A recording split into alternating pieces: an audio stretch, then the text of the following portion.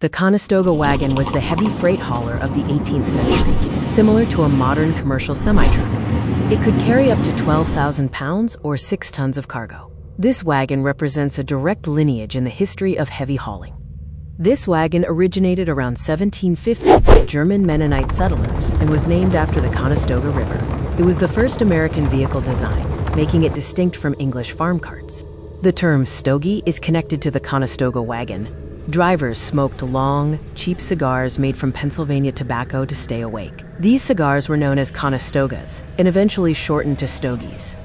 The Conestoga Wagon had a distinct patriotic color scheme, a blue body, red running gear, and black iron hardware. This bold, distinctive palette became standard and may have influenced the later American preference for these colors. The dished wheel was an intelligent design feature. By curving the spokes outward, the wheel could absorb immense lateral shocks from rocky roads without collapsing, channeling the force directly into the strong iron axle.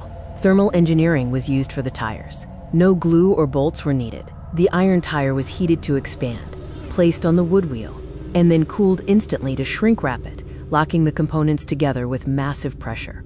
The wagon featured a flexible frame designed to float and twist over rough terrain. This non-rigid design prevented the frame from snapping in half under the 6-ton load.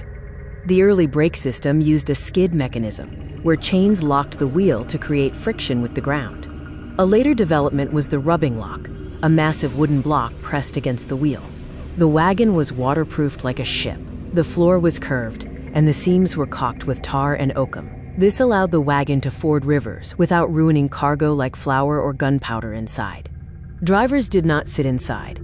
They stood on the lazy board on the left side. This allowed them to see the wheels and operate the large brake lever efficiently. Teamsters took great pride in their custom-tuned bells. These bells served a practical purpose, signaling the wagon's approach on narrow mountain curves for safety.